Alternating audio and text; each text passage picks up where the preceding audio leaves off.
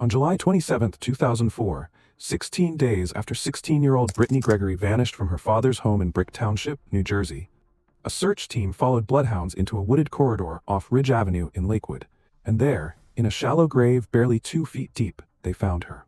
What investigators would eventually learn was that Brittany had not been taken by a stranger in the night. She had accepted a ride from a man she believed she could trust, and that decision, made in a moment of impatience, driven by the ordinary desire of a teenage girl to see her boyfriend, would cost her everything. Brittany Gregory was born into a family that, like many families, had its complications. Her parents, Deborah Gregory and Joseph Dunn, did not live together. Her mother, Deborah, made her home in Beechwood, a small borough in Ocean County. Her father, Joseph Dunn, lived on Greenwood Loop Road in Brick Township, a modest community along the Jersey Shore, about 60 miles south of New York City.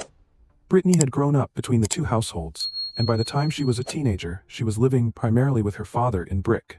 She had a sister named Bobby Jo Dunn, who was 19 at the time of Brittany's death. Her other siblings included Brianna Gregory, Brian Gregory, and a brother who went by the nickname Boomer, William Gregory. She was the youngest among them, and by all accounts, she carried that position with grace rather than expectation. Brittany had attended elementary and middle school in Toms River before transferring to Brick Township Memorial High School at the start of 9th grade. The move suited her. She was the kind of student teachers remembered, not because she was disruptive or difficult, but because she was genuinely engaged. She earned straight A's. She loved science, and she had already set her sights on a future career as a forensic scientist, a goal that, given everything that would follow, carries a particular and heartbreaking weight. Her classmates at Brick Memorial described her in terms that went beyond academic achievement. John Barrett, a 16-year-old who knew her from school, would later say simply, "She made everything nicer." It was not an elaborate tribute, but it was an honest one. She had a warmth to her, a quality that made the people around her feel better for her presence. Darlene Andemasaris, whose son attended Brick Memorial with Brittany, described her as someone who consistently put others ahead of herself. Brittany was not your typical teenager, Andemasaris told reporters. She always put other people ahead of herself. She was very kind and wonderful. Her mother, Deborah Gregory, spoke of her daughter in terms that made clear just how central Brittany was to her life. "She's the 16-year-old kid everybody wants," Deborah said. "She was my prize. It was like she was plucked right out of heaven." Brittany had blue eyes and long blonde hair. In photographs taken throughout her life, the expression she wore most often was a smile, not the posed, constructed kind, but the kind that seemed to come easily, naturally, as though the default setting of her face was joy. By July 2004, she had just completed her sophomore year. She was 16 years old, doing well in school, and she had a boyfriend she was eager to see. It was a Sunday evening. It was summer. It should have been unremarkable. At approximately 8:30 in the evening on Sunday, July 11, 2004, Brittany Gregory picked up a phone and called her mother. She was calling from her father's house on Greenwood Loop Road in Brick. Joseph Dunn was not home at the time. His girlfriend had not yet returned for the evening either, leaving Brittany alone in the house.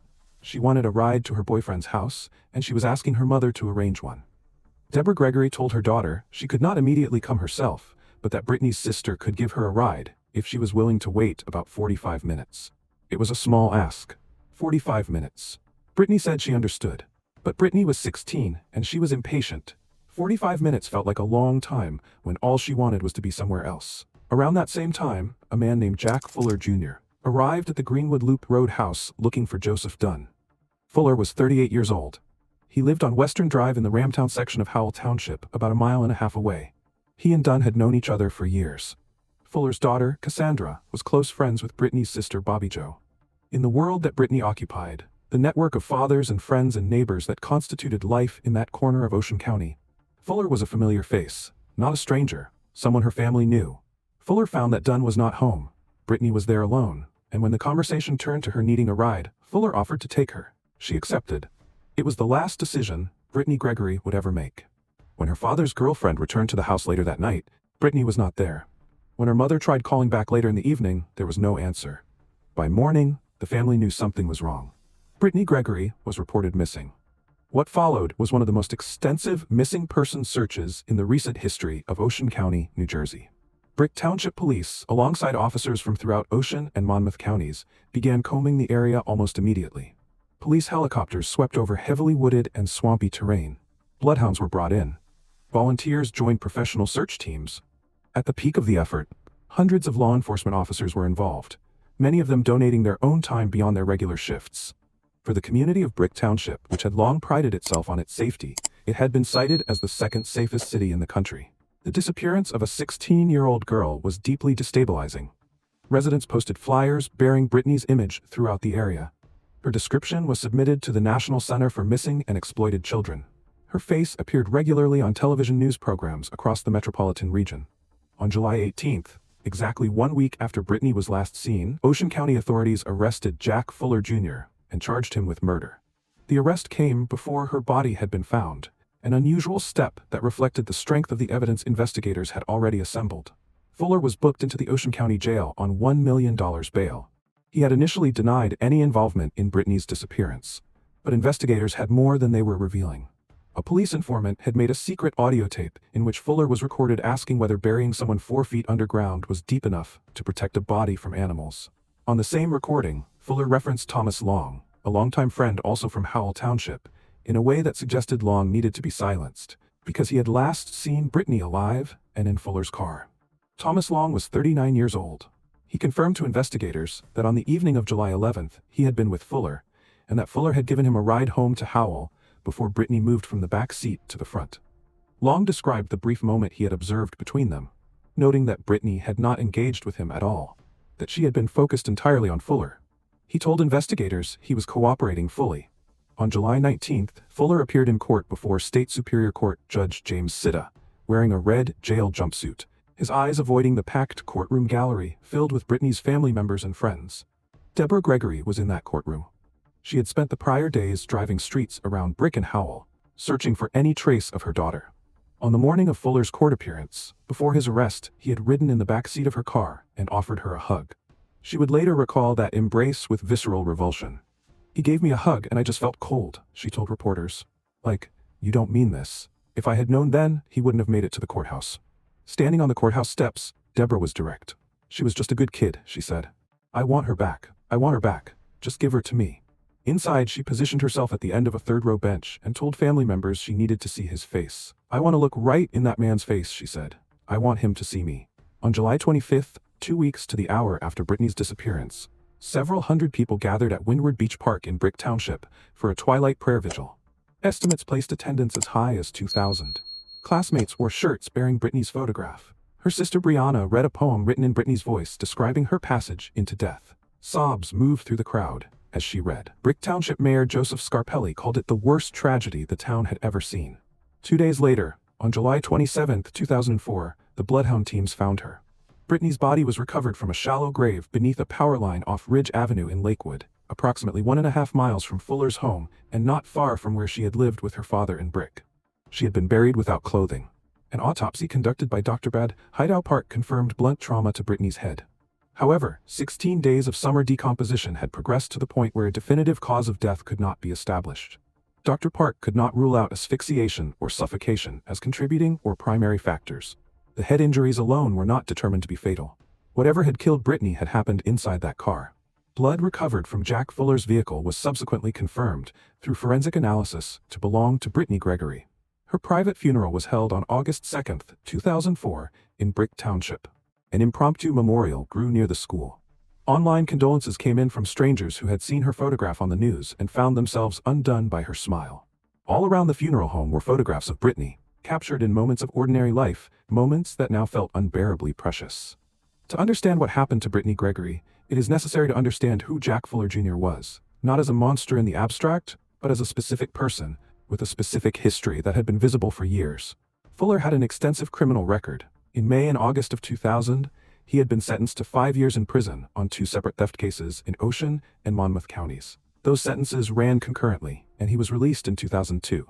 In the 2 years between that release and Brittany's murder, he had been returned to custody for 3 months on a probation violation, had pleaded guilty to assault, and had been indicted on a drug charge. He was most recently released from prison in April 2003. Just 15 months before the night he offered Brittany a ride. Neighbors and acquaintances described Fuller to reporters as a temperamental man with a known addiction to crack cocaine. He lived with his father. His daughter Cassandra's friendship with Bobby Joe Dunn had inserted him into the peripheral orbit of the Gregory Dunn family. Not close but familiar. Known. After his arrest, Fuller maintained his innocence for over a year. He pleaded not guilty. His defense attorney, John Goins, filed motions to suppress evidence, to change venue, and to dismiss the indictment on the basis that no cause of death had been definitively established. Ocean County Executive Assistant Prosecutor Ronald F. Deligny countered each of them, maintaining the state had ample evidence, and that the decomposed state of the body, the very result of Fuller's own actions, was the reason cause of death could not be precisely identified. By July 2005, the one-year anniversary of Brittany's disappearance, the family was still waiting for a trial. Joseph Dunn told reporters he missed her every single day. Her brother William offered a more conflicted reflection, one marked by regret as much as grief. "I miss this kid every day," he said. He described realizing too late how little time he had invested in his family. "I was never there when I was supposed to be," he said. "I feel like I have failed as a brother." On October 18, 2005, 1 week before his trial was scheduled to begin in Toms River, Jack Fuller Jr. entered a courtroom and stood before Superior Court Judge Vincent J. Grasso. He pleaded guilty to a single count of murder. What came next was one of the most chilling judicial confessions in Ocean County's modern history. Responding to questions from his own attorney, John Goins, Fuller described the events of July 11, 2004, in methodical, emotionless detail. After dropping off Thomas Long at his home in Howell, Brittany moved from the back seat to the front seat of Fuller's car. Shortly afterward, Fuller stopped the vehicle and produced a crack pipe. Brittany, a 16-year-old girl who had been raised to have standards, reacted as any decent person might. She raised her hand toward the pipe, raised her voice, and demanded that he stop. She told him she did not want him smoking crack cocaine in front of her. Fuller's response was to punch her in the head, at least twice. He admitted this without hesitation in open court. When Goins asked whether he had struck her with the intent to incapacitate her, Fuller responded, "I did." Brittany began to bleed profusely from her nose and mouth. She lost consciousness.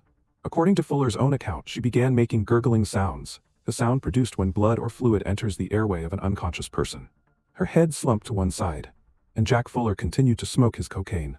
He did not call for help. He did not attempt to revive her. He did not stop. Only after he had finished getting high did he turn to check on the girl sitting next to him. By then, she was no longer breathing. The courtroom was not prepared for the specificity of what Fuller revealed.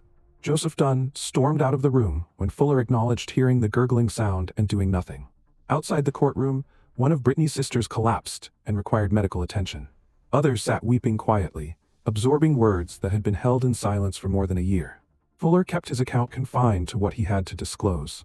He offered no explanation for why Brittany was buried without clothing. He said nothing about the specific sequence of events between her death and the grave. The audio tape filled in some of the silence, but not enough. Executive Assistant Prosecutor Ronald F. Deligny had discussed the plea agreement with Brittany's family before it was finalized. They had agreed to proceed. "They wished to proceed with this plea agreement," Deligny said in court. "It was a decision made, as such decisions often are, in exhaustion and grief, by people who needed the legal process to end so that something, anything, resembling closure, might begin." On January 13, 2006, Jack Fuller Jr., now 40 years old, returned to Superior Court in Toms River to be sentenced before Judge Grasso. He arrived in red prison scrubs, shaved head, wrist shackles. A vein pulsed visibly at his temple. He sat motionless and said nothing. The courtroom gallery was filled with Brittany's family. Her parents, her siblings, her extended relatives, all of them present to witness the formal conclusion of a legal process that had begun the morning she did not come home. Judge Grasso imposed the sentence agreed upon in the plea, 30 years in prison without the possibility of parole. Executive Assistant Prosecutor Robert Gasser addressed the court. "It was a horrible, senseless killing," he said. "It was an intensely tragic event, particularly because of the fact that she was 16, a good student, and had a good life ahead of her. It really gripped not just Ocean County, it gripped the entire metropolitan area with the horror of seeking out the body and the lapse of 16 days until the body was found." Under New Jersey law at the time, Fuller had been eligible for the death penalty. The plea agreement took that option off the table. He would not see parole. He would not be a free man until, at the earliest, he was well into his 70s, if he lived that long. The case had consumed nearly 2 years of legal proceedings, mobilized hundreds of officers, and drawn national media attention. It had produced a confession so cold that even those trained to hear such things found it difficult to fully absorb. Deborah Gregory did not make a formal statement that day. She had already said what needed to be said, in courtrooms, on courthouse steps, in the raw and unvarnished language of a mother who had lost the child she called her prize. No sentence, she knew, would restore what had been taken. The murder of Brittany Gregory demonstrated with devastating clarity that the greatest threat a person can face is not always the unknown. Sometimes, it is the man who already knows your father's name. The one who shows up at the door looking for someone else and stays just long enough to offer a favor. Brittany Gregory had done nothing wrong. She was a 16-year-old girl who wanted to see her boyfriend and did not want to wait 45 minutes. She trusted a man who had been woven into the edges of her family for years. She got into his car, and when he behaved in a way that was beneath human decency, she said so. That act, the simple, ordinary act of standing up for herself, cost her her life. Her brother William said losing Brittany taught him to stop taking time for granted. Her classmate said she made everything nicer. Her mother said she was a prize plucked from heaven. She had wanted to be a forensic scientist. She was 16 years old, with straight A's and blue eyes, and a future that had barely started. Jack Fuller Jr. took all of it, and gave nothing back.